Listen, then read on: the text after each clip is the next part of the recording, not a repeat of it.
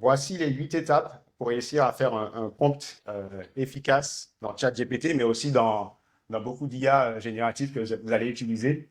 Et j'aurai un 9e conseil que je vais vous partager qui m'a beaucoup aidé.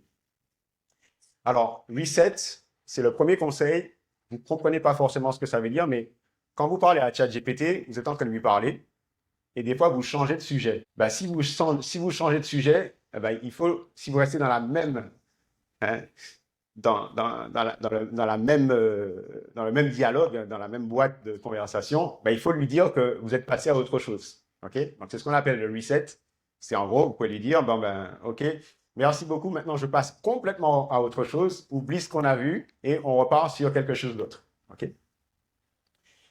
La deuxième chose qui est vraiment importante quand vous travaillez avec ChatGPT, c'est de lui donner un objectif. OK? Il faut lui dire pourquoi vous avez besoin de lui.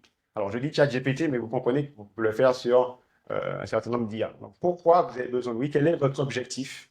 Quelle est sa mission? OK? Un troisième niveau qui est intéressant, c'est de définir un rôle. En gros, ChatGPT peut jouer tous les rôles et peut même jouer des rôles combinés. Donc, tout à l'heure, vous avez vu quand j'ai échangé avec ChatGPT à l'oral, je lui ai demandé de jouer le rôle d'un responsable orientation chez Arutech. Mais je peux lui dire de jouer le rôle d'un community manager, le rôle d'un avocat ou le rôle d'un juriste, etc. Et donc, il va jouer ce rôle-là. Il faut que je lui donne du contexte. Il faut que je lui explique pourquoi on fait les choses. En plus de l'objectif, c'est quoi le contexte? Dans quel contexte je me situe?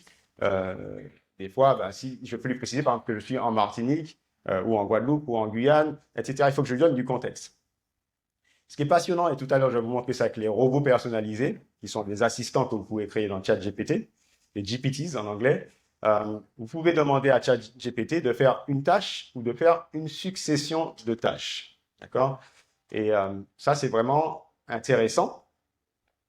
Le point primordial aussi, c'est de donner des contraintes. Vous savez, le génie naît de la contrainte. Donc, si vous ne donnez pas de contraintes, il va pouvoir partir dans tous les sens.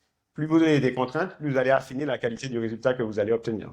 La 7e chose, c'est les étapes. Peu de gens le savent, mais vous avez la possibilité, quand vous parlez à une IA générative, de lui donner les étapes par lesquelles vous voulez qu'elle passe. Étape 1, étape 2, étape 3, étape 4. Et donc, donner une logique de raisonnement ou de processus. Et la dernière étape, c'est le dernier conseil, avant mon petit conseil bonus qui va vraiment vous aider, c'est le format.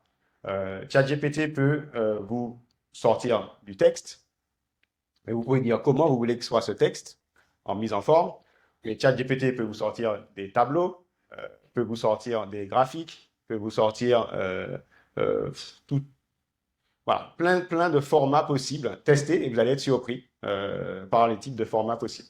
Le dernier conseil que j'aurai quand vous parlez avec une IA générative, qui est vraiment incroyable, c'est à la fin de votre prompt, au lieu de dire à l'IA de commencer, posez-lui la question, de vous poser la question, de si c'est clair, ou sinon de vous poser toutes les questions nécessaires pour être sûr que ça soit clair. Alors, je veux dire, pour elle, on va avoir des choses un petit peu ambiguës, quoi. On a l'impression que je parle de quelqu'un, mais voilà, pour cette intelligence artificielle. Ça a tout changé pour moi. Je me rappelle que j'avais demandé à ChatGPT d'organiser un voyage au Portugal sur 2 jours. Donc, je pensais avoir fait un prompt incroyable.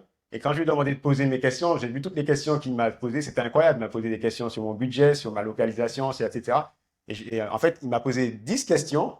Et grâce à ces questions, en fait, j'ai pu améliorer en fait, mon prompt, donner beaucoup plus de précision. Donc, ce 9e conseil, il est vraiment utile.